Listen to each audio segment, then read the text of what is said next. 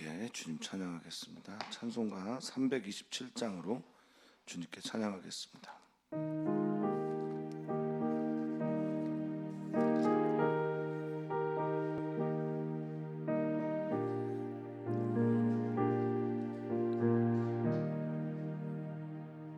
주님 주실 화평 믿음 얻기 위해 너는 정성껏 기도했나. 주의 제단 앞에 모두 바치기 전 복을 받을 줄 생각마라. 주의 제단에 산제사 드린 후에 주의 맘을 주장하여 주의 뜻을 따라 그와 동행하면 영생 복락을 주의 밝은 빛에 항상 활동하며 선한 사업을 힘쓰겠나. 자유 얻으려면 주의 뜻을 따라 너의 모든 것 희생하라. 주의 제단에 산제사 드린 후에 주의 맘을 주장하니 주의 뜻을 따라 그와 동행하면 영생 복락을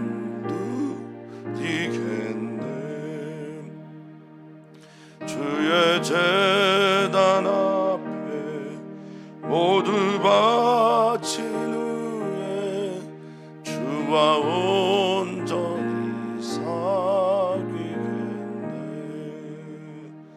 주님 주신 기쁨 또한 그의 사랑 어찌 말로 다 형용하라. 주의 제단에 산제사 드린 후에 주의 맘을 주장하니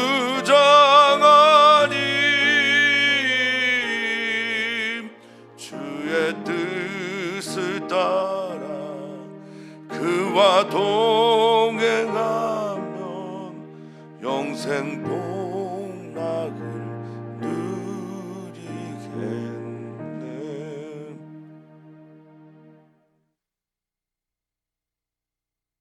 주님, 에녹처럼 주님과 동행하다가 죽음을 보지 않은 선지자도 있습니다. 주님, 그 의미는 도대체 무엇인가 생각해 보면 주님과 동행하는 것이 우리에게 곧 영생임을 우리가 믿고 그렇게 살기를 간절히 소망해 봅니다.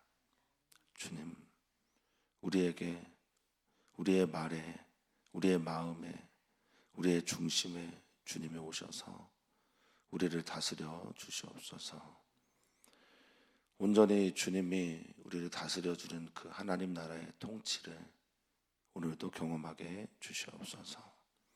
주님 나라의 그 영광을 보며 주님 나라의 그 다스릴 때 찾아오는 평화를 누리며 주님의 나라에서 누릴 수 있는 기쁨을 우리 사랑하는 모든 성도들에게 허락하여 주시옵소서. 감사하며 예수님의 이름으로 기도합니다. 아멘. 하나님의 말씀 함께 봅니다. 하나님의 말씀은 잠언 17장 13절에서 28절까지입니다. 잠언 17장 13절에서 28절까지 말씀 한 목소리로 읽겠습니다. 누구든지 악으로 선을 갚으면 악이 그 집을 떠나지 아니하리라. 다투는 시작은 둑에서 물이 새는 것 같은즉 싸움이 일어나기 전에 시비를 그칠 것이니라. 악인을 의롭다 하고 의인을 악하다 하는 이 두 사람은 다 여호와께 미움을 받는지라. 미련한 자는 무지하거늘 손에 값을 가지고 지혜를 사려 함은 어찌 민고. 친구는 사랑이 끊어지지 아니하고 형제는 위급한 때를 위하여 낳느니라. 지혜 없는 자는 남의 손을 잡고 그야 이웃 앞에서 보증이 되느니라. 다툼을 좋아하는 자는 죄가를 좋아하는 자요 자기 문을 높이는 자는 파괴를 구하는 자니라. 마음이 굽은 자는 복을 얻지 못하고 혀가 패역한 자는 제약에 빠지느니라. 미련한 자를 낳는 자는 근심을 당하나니 미련한 자의 합의는 낙이 없느니라. 마음의 즐거움은 양약이라도 심령의 근심은 뼈를 마르게 하느니라. 악인은 사람의 품에서 뇌물을 받고 재판을 굽게 하느니라. 지혜는 명철한 자 앞에 있거늘 미련한 자는 눈을 땅끝에 두느니라. 미련한 아들은 그 아비의 근심이 되고 그 어미의 고통이 되느니라. 의인을 벌하는 것과 귀인을 정직하다고 때리는 것은 선하지 못하니라. 말을 아끼는 자는 지식이 있고 성품이 냉철한 자는 명철하니라. 미련한 자라도 잠잠하면 지혜로운 자로 여겨지고 그의 입술을 닫으면 슬기로운 자로 여겨지느니라. 아멘. 잠언서를 읽으면서 이 잠언이란 말이 잠자가 이제 바늘 잠자, 찌를 잠자입니다. 찌르는 말들이 우리에게 참 많이 있죠. 잠언서를 읽을 때마다 마음에 찔림이 있다면 그것은 어쩌면 하나님의 말씀이 우리 하나님의 성령께서 살아 운동하는 그 말씀으로 이렇게 찾아오셔서 심령 및 관절 골수를 찌르는 그 찌름인지도 모르겠습니다. 특별히 저는 이제 잠언서를 읽을 때마다 지혜로운 자, 명철한 자, 의인 이런 쪽에 자꾸 눈이 가지 않고 미련한 자, 말을 함부로 하는 자, 부족한 자 이런 쪽에 자꾸 눈이 가요. 악인에 자꾸 눈이 가요. 제가 그런 사람이라 그런지 모르겠지만 찌름이 좀 심합니다. 잠언서를 읽을 때 특별히 오늘 본문은 기준을 잘 세우는 것이 지혜다라는 하나의 줄로 보석들 하나하나 꿰나가야 될 거라 여겨집니다. 기준을 잘 세우는 것. 근데 그 기준이 뭘까 생각해 보면 선악과를 따먹지 않는 거죠. 선악의 기준을 하나님께 두는 삶. 이것이 또 지혜라고 할 수 있겠습니다.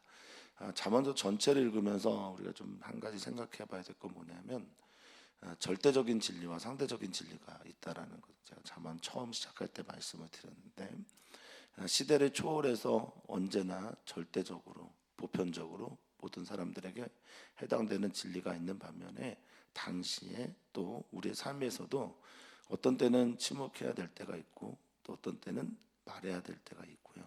어떤 때는 사람들에게 나아가야 될 때가 있고 어떤 때는 그냥 잠잠할 때가 있는 건데 이런 것들은 이제 상대적인 진리라고 할 수 있겠습니다. 오늘 그런 말씀들을 좀 마음에 좀 두고 오늘 본문을 읽어 나가도록 하겠습니다. 13절입니다. 낙을 선으로 갚는 것. 이게 이제 선악과에 나오는 말들이 다 나왔어요. 선악과가 토부가 선이고 라가 악인데요. 여기 이제 악을 선으로 갚다. 이게 바로 이제 우리 그리스도인들이 정말 조심해야 되는 거죠. 선과 악을 기준을 내가 삼고 내가 결정하게 되면 악을 선으로 갚는 일들이 종종 일어나게 됩니다. 이런 일들은 정말 하지 않아야 되는데 이런 일들이 생길 때가 있는데 조심해라. 그럴 때는 악이 너희를 떠나지 않는 거다라고 말하고 있습니다. 우리가 잘 알고 있는 가인과 아벨의 이야기에서요. 가인이 예배에 실패하고 나니까 하나님이 말씀하시죠. 죄가 네 문 앞에 도사리고 있다고, 너를 기다리고 있다고. 그러니까 악과 선의 기준이, 선과 악의 기준이 우리가 되어서는 결코 안 됩니다. 그러니까 우리가 기준이 될 때는 악으로 선을 갚는 일들이 종종 일어나게 되는 거죠. 여기 갚다라고 하는 이 말, 무시라고 하는 이 말인데 이게 이제 뭐 이동시키다, 바꾸다 막 이런 거예요. 그러니까 뒤집어 놓는 거죠. 우리는 그런 행동들을 종종 할 때가 있습니다. 절대 그렇게 해서는 안 됩니다. 선은 선이고 악은 악입니다. 뒤집는 건 절대 해서는 아니 될 일입니다. 그러면서 14절 같이 연결된 말인데, 특별히 악을 선으로 갚는 행동들은 많이 하는 사람들이 뭐가 많으냐면 다툼이 많아요. 내가 선하고 내가 절대 선이니까 다른 사람들은 악이 될 수밖에 없거든요. 그러니까 뭐가 많습니까? 싸움이 많은 거예요. 그 다툼의 시작이 일어나게 되는데, 이 다툼이 일어나게 되면 둑에서 물이 새는 것 같이 나중에는 걷잡을 수 없는 싸움이 된다라는 겁니다. 그러니까 여기 다툼은 아마도 말다툼이겠죠. 경쟁하는 것 겁니다. 누가 오르냐, 누가 이기냐 이런 것이고, 뒤에 있는 싸움은 전쟁이죠. 근데 이 전쟁은 분노와 함께 일어나고 있는 겁니다. 처음에는 그냥 시비를 가리는 정도의 말이었다가 나중에는 분노의 전쟁이 되는 그런 일들이 일어나게 되니까 그 전에 시비를 그쳐라라고 말하고 있습니다. 우리가 좀 살피고 싶은 단어 역시 시작을 잘해야 된다는 말이겠죠. 시작에서부터 선악과를 따먹는 순간 내가 선악의 기준이 되는 거고, 선악과를 따먹게 되는 순간 나는 하나님이 되는 거예요. 하나님이 옳은 거지 우리가 옳은 법은 없습니다. 자꾸 선민 됐다고 자기가 하나님인 줄 착각하는 분들 주변에 덜어 있는 것 같은데, 우리도 조심해야 되겠지만 그런 분들은 여러분들 피하시는 게 좋겠습니다. 여기 이 시작이라는 단어가 14절에 나오는 시작이라는 단어가 레시트입니다. 레시트가 태초에 할 때 그 베레시트 할 때 그 레시트예요. 그 시작, 머리, 근원, 첫 열매 이런 뜻인데, 이 다툼의 시작, 이게 선악과를 따먹으면서 비롯되니까 이 근원을 잘 잡는 사람, 근원을 잘 해결하는 사람, 시작을 잘하는 사람, 이게 지혜로운 사람입니다. 자, 15, 16절이 또 짝을 이루고 있습니다. 선악과를 알게 하는 나무의 열매를 따먹은 인간들은 자꾸 이런 실수를 합니다. 악을 선으로 갚든지, 또는 15절 악인을 의롭다 하고 의인을 악하다, 이런 일들을 합니다. 그러니까 지혜가 없는 거예요. 선악과를 자기가 따먹고 나서 선악이 혼동되어지고 바뀌어지는 겁니다. 선은 선이고 악은 악이죠. 그런데 악한 일을 자꾸 의롭다고 합니다. 의인을 악하다고 합니다. 저는 사실 이런 일들을 참 많이 봐요. 우리 교회 안에서뿐만 아니라 교회 이제 메시지를 주도하는 많은 목사님들에게서 죄송하지만 이런 걸 종종 봅니다. 저도 그럴지 모르겠습니다만 악인을 의롭다 하는 것, 우리는 이런 경우 참 많죠. 그의 선함과 그의 삶과 그의 예수님 닮음에 대해서는 관심이 없고, 그가 가지고 있는 부와 하나님께로부터 받은 복만 중하게 생기면 악인도 의롭다고 하는 판이죠. 또 의인을 악하다고 하는 경우들도 맞습니다.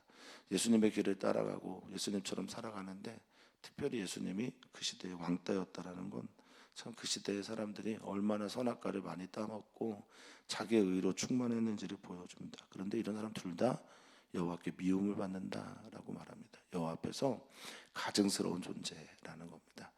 지혜는 하나님이 기뻐하시는 일을 하는 거고, 하나님께서 원하시는 그 자리에 서 있는 거잖아요. 하나님 앞에 가증스러움, 이 토에바라는 미움을 받다라는 말은 재물 받지 않는다라는 겁니다. 부정하다라는 거거든요. 그런 사람 되지 않았으면 좋겠습니다. 미련한 자, 무지하거늘 손의 값을 가지고 지혜를 사려 함은 어찌민고. 진짜 모르는 사람들, 미련한 사람들은 정말 모릅니다. 지혜를 어떻게 얻는지를 몰라요.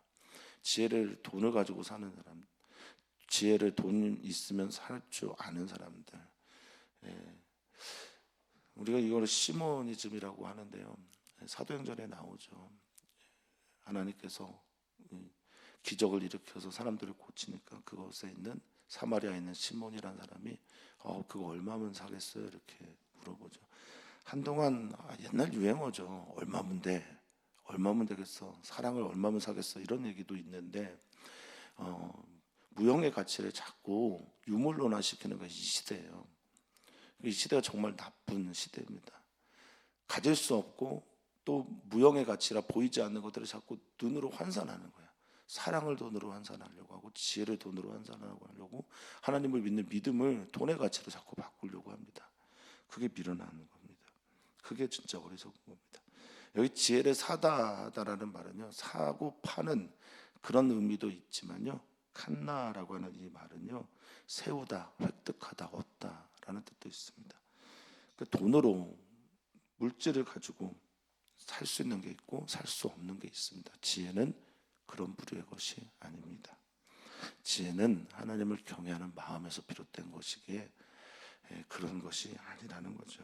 17, 18절도 또 짝을 이루고 있는데요. 참 지혜로운 사람들은 자기에게 꼭 맞는 관계성을 가지고 있어요. 지혜로운 분들을 보면요, 사람 관계를 참 잘합니다. 저는 그런 분들을 참 많이 봅니다. 지혜로워서 이 선을 잘 지켜요. 이 사람은 나에게 어떤 관계고 이 사람은 나에게 어떤 선을 넘어서게 되면 사랑하는 아내 대신에 다른 사람을 찾게 되는 일들도 있고, 교회 대신에 다른 걸 찾기도 하고, 교회 교우들에게 기도를 부탁해야 되는데 다른 데 가서 찾는 이런 여러 가지 일들이 반복이 되거든요. 근데 여기 이제 17절, 18절은 지혜로운 사람들이 어떤 사람이냐 보니까 너에게 친구, 그리고 너의 가까이 있는 형제, 이런 사람들에게 도움을 부탁하는 게 지혜로운 거고, 그런 사람들의 사랑을 구하는 게 지혜로운 거예요. 그래서 친구는 사랑이 끊어지지 않는다라는 말이, 친구는 사랑이 끊어지지 않는다, 좀 이상하잖아요. 근데 친구는 사랑으로 너에게 충만한 자다라는 겁니다. 그러니까 너의 진짜 친구는 사랑이 끊어지지 않는다. 이 끊어지지 않는다라는 히브리어 콜이란 단어를 썼어요. 콜은 뭐냐면 전부, 전체 이거예요. 그러니까 친구는 사랑으로 너에게 가득 찼다라는 말입니다. 그러니 또 형제는 너가 힘들 때 진짜 부탁해야 되는 사람이 너의 형제.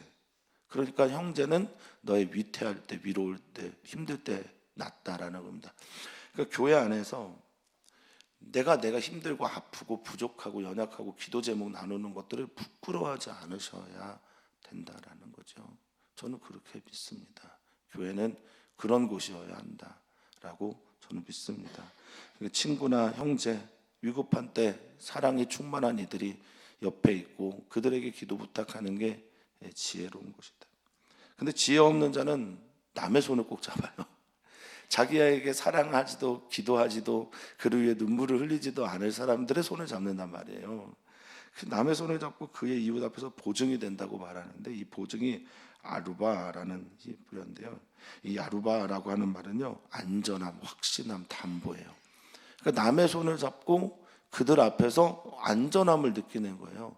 그들 앞에서 그들의 손을 잡고 담보를 느끼는 겁니다. 이건 아니에요. 이건 정말 아닙니다. 자기 아버지를 존경해야 되고 어머니를 사랑해야 되는 건 이게 당연한 겁니다. 남의 아버지, 남의 어머니를 찾고 구하는 게 얼마나 어리석은 겁니까?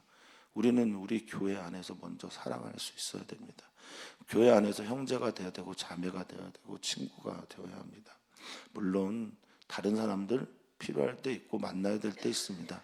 그런데 진짜 아픔과 상처와 쓰라림의 문제는 우리 안에서 우리와 함께 교회와 가정과 또 친한 사람들과 함께 동역자들과 함께 나누어야 마땅한 것이라 믿습니다. 자, 19절과 또 20절이 또 짝을 이룹니다. 다툼을 좋아하는 자, 이제 다투는 시작은 선악과를 따먹기 때문이라고 말을 했는데요. 이 다툼은 마차라고 하는데 투쟁, 논쟁 뭐 이런 것들이라서요. 논쟁을 좋아하는 거예요. 시시비비 가리는 걸 좋아하는 거예요. 이런 사람들은 죄가를 좋아한다. 이게 뭐냐? 죄과는 패시아라고 하는 히브리어인데 이게 반역하다라는 거예요. 그러니까 다투고 싸우고 전쟁하는 것, 반역하는 것, 배신하는 것, 이런 것들을 좋아한다라는 겁니다. 이런 사람들 어떤 사람이냐? 다투는 사람들, 다툼을 좋아하는 사람들은요, 이 자기 문을 높이는 자라고 말을 하고 있어요. 자기 문을 높이는 자. 딱 들어도 무슨 말인지 이해가 가실 겁니다. 자기의 문을 높이 드는 사람들, 이런 무슨 의미를 가지고 있냐면 교만한 사람들이에요. 그러니까 교만한 사람들이 선악과를 따먹어요. 교만한 사람들이 자신에게 선이 있다고 생각해요. 다른 일은 전부 악하다고 생각을 합니다. 그래서 제가 성도님께 자주 부탁드리는 말인데, 교회 울타리 밖에 있는 사람들을 너무 정죄하지 않으셨으면 좋겠다는 얘기 자주 드립니다. 그럴 때 다른 사람들을 너무 정죄하면요, 왜 그들이 이렇게 다른 사람들을 정죄하냐면 내가 얼마나 죄인인지를 하나님 앞에서 모를 때 다른 사람들 정죄를 많이 해요. 자기 문을 높이는 행동입니다. 내가 은혜로 구원받았으면 다른 사람들도 은혜로 봐야 됩니다. 내가 나의 행위나 나의 옳음이나 나의 착함이나 나의 어떤 것으로 구원을 받았다? 그러면 교만하게 사셔야 됩니다. 자기 문을 높여도 됩니다.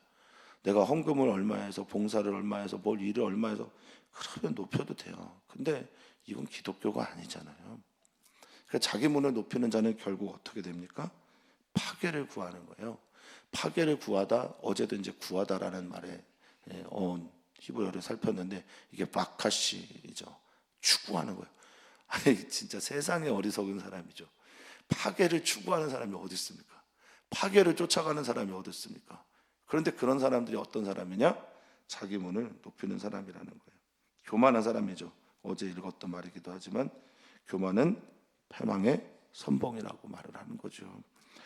자, 마음이 굽은 자 복을 얻지 못합니다. 해가 패역한 자 재앙에 빠지게 되어 있습니다.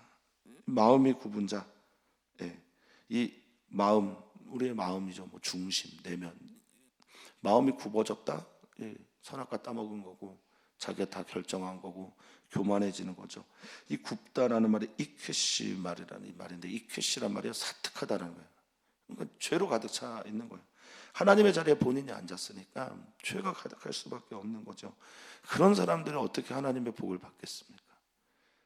부탁합니다. 사랑하는 성도님들의 마음이 하나님의 마음으로 가득 차고 하나님을 정말 구하는 심령이 가난한 분들 되시기를 축복합니다. 그런 분들이 하나님의 복을 받습니다. 하나님을 향한 갈급함이 복된 삶입니다. 하나님을 구하고 하나님 앞에 겸손한 우리들이 되기를 바라겠습니다. 그런 사람들이 복을 받는 거죠. 해가 폐역한 자, 혀가 폐역한 자, 혀가 폐역한 자, 혀가 뒤집어진 자, 혀가 바뀐 자, 하나님을 찬양하지 못하는 자, 당연히 재앙에 빠지게 되어 있다라는 겁니다. 21절과 22절도 짝을 이루고 있습니다. 미련한 자를 낳는 자 근심을 당한다. 미련한 자의 아비는 낙이 없다라고 말하고 있습니다. 그렇죠. 그런데 이제 미련한 자가 두 번 반복이 되는데 서로 조금 다릅니다. 21절 앞에 있는 미련한 자는 캐슬이라는 말을 썼는데요. 이거는 행위, 뭐 하나님의 말씀, 이 앞에서 눈에 보이는 미련한 자를 말하는데요. 뒤에 있는 미련한 자는 신앙적으로 종교적으로 미련한 자 나발이란 말을 썼어요. 그러니까 앞에 있는 말은 하나님의 말씀이 겉으로 삶에서 나타나지 않는 미련한 자, 하나님을 경외하지 않는 것이 겉으로 드러난 그런 사람들을 말한다면, 뒤에 있는 미련한 자는 하나님을 경외하지 않는 거죠. 하나님이 없다고 말하는 미련한 자죠. 그러니까 신앙적으로도 삶에서도 다 아픔이 있고 문제가 있는 그런 사람들을 보면 그 부모님이 근심 속에 있게 되고 그 부모님이 아픔 가운데 있게 되어 있습니다. 어제도 우리가 수요 선교회 때 다음 세대를 위해서 기도했는데 그들이 정말 나의 하나님을 만나야 합니다. 이건 정말 소망이어야 합니다. 어떻게든 만나야 합니다. 하나님이 만나 주셔야 합니다. 그런 사람들, 그렇게 될 때 우리의 다음 세대가 주님을 만날 때 사랑하는 성도님들의 자녀들을 위한 근심도, 또 사랑하는 성도님들의 근심뿐만 아니라 낙이 없음도 사라지게 될 거라 믿습니다. 기도하실 때, 자녀를 위해 기도하실 때, 저도 이게 유일한 기도 제목이거든요. 자녀들의 성적이나 자녀들의 어떤 무엇보다 삶에서 하나님을 꼭 만나도록 기도하는 게 제 기도 제목인데요. 성도님들도 그런 제목 삼으셨으면 좋겠습니다. 그들이 하나님 만나면 미련한 자가 지혜로운 자가 됩니다. 하나님 만나면 하나님이 없다고 말하는 자가 하나님을 경외하는 자가 됩니다. 하나님 만나는 은혜가 있기를 그렇게 기도하셨으면 좋겠습니다. 자, 그들이 하나님 만나면 어떻게 돼요? 마음의 즐거움이 찾아오고 이것이 우리에게 양약이 됩니다. 좋은 약이 된다라는 거죠. 양이라고 하는 것과 약이라는 말을 따로따로 썼어요. 히브리어는. 물론 약은 약인데요. 이 양이라고 하는 좋다라고 하는 게 야타부입니다. 야타부는 뭐냐면 토부의 동사 형태예요. 그러니까 보시기에 좋다라고 하는 것이 형용사잖아요. 그게 동사로 바뀌게 되면 훌륭하다, 즐겁다, 나를 행복하게 하다 이런 말이거든요. 그러니까 나를 행복하게 하는 일들이 일어나게 된다라는 겁니다. 사랑하는 성도님들의 마음에 심령에 진짜 즐거운 일들이 가득했으면 좋겠어요. 특별히 자녀들과의 관계에서 즐거움이 일어났으면 좋겠습니다. 하나님께서 일하시는 일들을 보았으면 좋겠습니다. 오늘 수능을 애들이 보는데, 수능 시험 보는 아이들이 정말 이 하나님 앞에서의 지혜로운 아이들이 됐으면 좋겠습니다. 자, 심령의 근심은 뼈를 마르게 한다라고 합니다. 자녀들, 특별히 자녀들은 우리에게 큰 영광이며 또 면류관이기도 하지만 또 우리에게 큰 근심이고 슬픔의 이유가 되기도 합니다. 자녀들 문제가 우리들한테 제일 큰 문제 중에 하나이죠. 그런데 자녀들을 통해서 또 하나님은 우리를 연단시키기도 합니다. 내가 자녀들의 마음을 헤아리지 못할 때가 있고, 내 방식대로 이해하려고만 할 때가 있고, 사랑하지 못할 때가 있습니다. 자녀들을 위해서 오늘 꼭 깊이 기도하셨으면 좋겠습니다. 그 자녀들이 우리의 즐거움과 슬픔과 근심에 어떤 영향을 끼치니까요. 자, 23절 또 24절입니다. 이것도 역시 짝을 이루고 있어요. 악인은 사람의 품에서 뇌물을 받고 재판을 굽게 하는데 지혜는 명철한 자 앞에 있다라고 말합니다. 근데 미련한 자는 눈을 땅 끝에 둔다라고 말하는데요. 악인들은 어떻게든 그 자신의 악한 것들을 이루어야 돼요. 그래서 선하지 않은 방법을 쓰는 것을 아주 당연하게 생각합니다. 선교사님들이 이제 해외에 나가서 우리보다 조금 잘 안 돼 있는 곳에 나가면 제일 답답해하는 게 뭡니까? 일이 처리가 안 돼요. 비자 문제든 또 사업이든 모든 문제에서 일 처리가 잘 안 돼요. 그러면 사람들이 말한답니다. 그 주변에 있는 사업가들이 선교사님, 목사님 돈을 쓰세요. 뇌물 얼마만 주면 그냥 일사천리로 끝납니다 라는 말들을 한다고 합니다. 대체로 선교사들이 기다리죠. 이게 지혜입니다. 뇌물을 받고 재판을 굽게 한다라고 하는데 이 재판이 미슈파트예요. 미슈파트는 뭐 통치, 재판, 판단 등의 뜻도 있지만 하나님의 단어로 쓰면 하나님 나라의 정의가 미슈파트거든요. 그러니까 정의를 굽게 하고 흔들리게 하는 사람들이에요. 정의를 흔들리게 하는 사람이고 정의를 꺾어버리고 바꿔버리는 사람들입니다. 지혜는 그렇지 않습니다. 명철한 자는 지혜를 항상 내 앞에 두려고 해요. 명철한 사람들, 구별하고 분별하고 지혜가 무엇인지를 찾아가는 사람들, 이런 사람들은 지혜를 가까이 두려고 합니다. 지혜가 뭔데요? 명철한 사람들은 하나님을 경외하기 때문에 거기에서 정직을 택합니다. 하나님을 경외하기 때문에 바른 길을 택하는 사람들이 있어요. 근데 미련한 자는 바로 앞에 있는 문제보다는 저 먼 곳을 바라봐요. 현실 감각이 제로죠. 지금 내게 필요한 것은 하나님을 경외하는 지혜인데 자꾸 먼 데를 바라봅니다. 착각하고 살아요. 이게 미련한 자입니다. 자기 앞에 펼쳐진 가장 중요한 게 무엇인지를 놓치는 사람들. 따라서 25절과 26절 뭐 짝을 이룬다고 보기는 어렵지만 25절 미련한 아들은 그 아비의 근심이 되고 그 어미의 고통이 된다라고 말을 하고 있습니다. 결국 미련한 자가 누군가, 미련한 아들이 누군가 봤더니 지혜를 찾지 않는 사람이었네요. 지혜를 찾지 않는 사람은 누굽니까? 하나님을 경외하지 않는 사람이에요. 하나님을 경외하지 않는 사람은 누굽니까? 하나님의 말씀을 들으려고 하지 않는 사람들이에요. 하나님의 말씀을 들으려고 하지 않는 이유는 뭡니까? 내가 선악과를 다 먹었기 때문에 하나님의 말씀이 들려오지 않는 거예요. 내가 선하고 하나님의 말씀을 전하는 말씀이 들려오는 순간은 악하다라고 여겨지면 하나님의 말씀이 어찌 들려오겠습니까? 그런 미련한 아들은 아비의 눈물이 됩니다. 이게 근심이라고 하는 말이 카스라는 히브리어인데요. 이거는 근심보다는 슬픔과 애통, 이 말이 훨씬 더 많이 쓰입니다. 괴로움 이런 말들이 많이 쓰이죠. 뒤에 있는 말도 마찬가지입니다. 어미의 고통이라고 할 때 메메르라고 하는 히브리어도 고통보다는 눈물, 애통, 비애 이런 말들이 훨씬 더 많이 써요. 그러니까 이런 아이들은 우리들을 눈물 짓게 하는 거죠. 그럼 그런 아이들이 되지 않도록 우리는 기도하고 양육해야 되는데요. 하나님 앞에서 바로 서도록 나도 바로 서고 이 아이들도 바로 서고 하나님을 믿는 것이 얼마나 즐거운 것인지 나도 보여주고 이 아이들도 그렇게 믿었으면 좋겠습니다. 자, 26절부터 28절까지는 하나의 맥으로 보시는 게 좋을 것 같습니다. 의인을 벌하는 것, 의인을 악하다고 말하는 것과 똑같은 거죠. 의인을 때릴 때 쓰는 말 벌하다라고 하는 낙하를 썼습니다. 귀인을 정직하다고 때리는 것, 이거 말도 안 되는데 실제로 그렇죠. 성도님들 어떻습니까? 세상에서 정직하게 살면 어때요? 성도님들은 귀한 존재입니다. 정말 믿으십니까? 하나님께서 기뻐하시는 성도란 말입니다. 하나님의 자녀란 말입니다. 귀하디 귀한 분들이죠. 이 나디브라고 하는 존귀한 사람들이 정직하게 살아가는데 그들을 더 때려요. 어떻습니까? 정직하게 살려면 힘들지 않으세요? 부지런하게 살면 욕먹지 않으십니까? 다른 사람들과 달리 속이는 행동과 말들을 하지 않고 그렇게 살면은 더 부끄러운 일을 많이 당하지 않으십니까? 그런데 그 모든 것들을 하나님이 보고 계십니다. 선하지 않다고 말하고 있으니까요. 그럼 반대로 그렇게 살면 어떤 겁니까? 선한 겁니다. 또한 우리는 이 말을 통해서 또 한번 생각해 보게 됩니다. 의인을 지지해야 되겠다. 의인을 응원해야 되겠다. 나디브라고 하는 존귀한 사람들, 귀한 성도들이 정직하게 살아가는 것에 대해서 축복해야 되겠다. 이것이 하나님 아버지의 마음입니다. 성도님들의 마음이 그렇게 바뀌기를 축복합니다.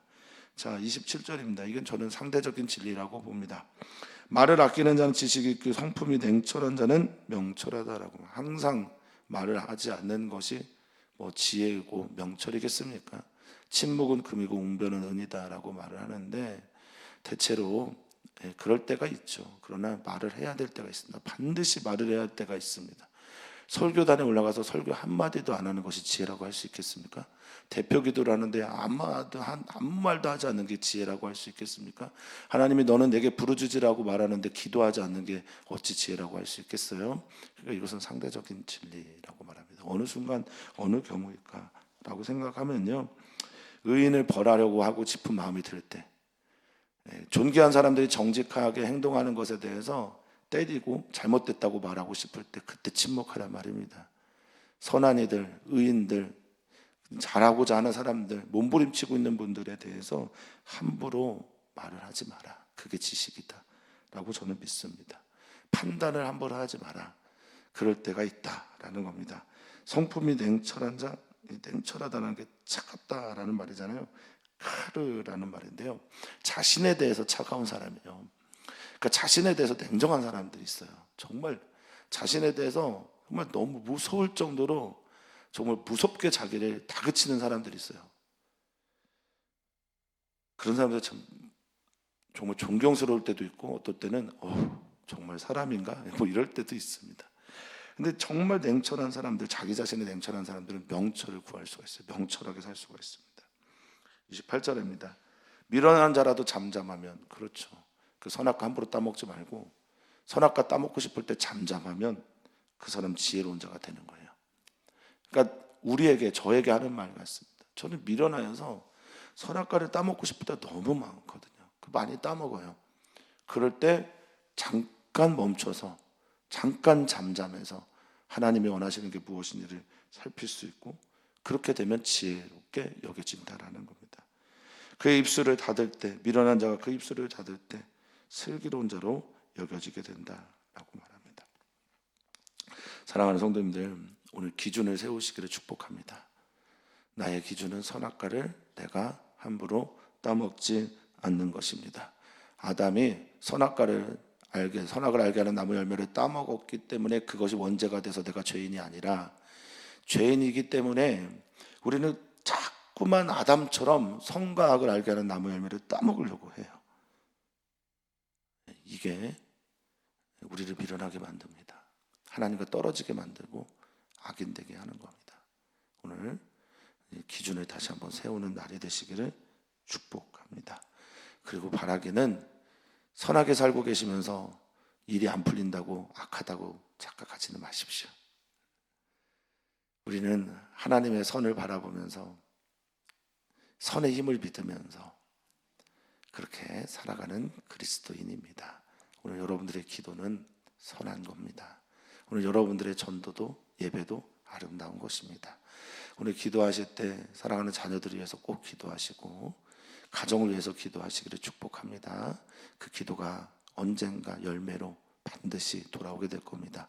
눈물을 흘리며 씨를 뿌리는 자는 반드시 정령 기쁨으로 그 단을 주께서 거두게 하실 것입니다. 아이들의 모습이 바벨론 포로로 돌아왔을 때 이스라엘의 황폐함 같다고 그렇게 느껴지실 때가 있을지도 모르겠습니다. 그럴 때 주님은 눈물로 흘리며 씨를 뿌리라고 우리를 초대하셨습니다. 오늘 우리는 기도합니다. 가족을 위해서 기도하고 선교사들의 가족을 위해서 기도하고 선교사들의 자녀들을 위해서 기도합니다. 또한 우리는 기도합니다. 오늘 시험을 보는 김기중 학생 위해서 기도하고 오늘 수능 시험에서 많은 친구들이 또 낙담하고 힘들어할 수도 있겠는데 그것보다 더 중요한 살아계신 하나님을 만나는 은총이 있도록 기도 부탁을 드립니다. 남궁현 집사님과 유민지 자매와 박양희 집사님 위한 기도 오늘도 부탁을 드립니다. 이번 주일은 추수감사주일입니다. 주님 앞에 서서 진짜 감사, 찐 감사가 일어나는 추수감사절 되기를 소망합니다. 교회 재정을 위해서 기도합니다. 교회를 주님께 올려드립니다. 우리가 주님을 믿는 믿음으로 다시 한번 나아가기를 소망합니다. 하나님 감사합니다. 정말 감사합니다. 살아계셔서 감사합니다. 사랑이어서 감사합니다. 우리를 지켜봐 주셔서 감사합니다. 우리를 지금까지 인도하셔서 감사합니다. 우리 가정을 지금까지 사랑으로 이끌어 주셔서 감사합니다. 마무리되는 그날까지 사랑으로 사랑하며 살게 해주시고 지혜롭게 하나님 경외하며 살게 해 주시옵소서. 오늘 주님 우리가 기도할 때 우리의 입술을 주장하여 주시옵소서. 우리가 주님을 바라볼 때 우리의 마음을 주장하여 주시옵소서. 오늘 하나님 앞에서 온전한 기준을 세우며 절대 어떤 경우에도 내가 하나님의 자리에 서지 않도록 주님 우리의 마음을 지켜 주시옵소서. 감사하며 사랑 많으신 예수님의 이름으로 기도하옵나이다. 아멘.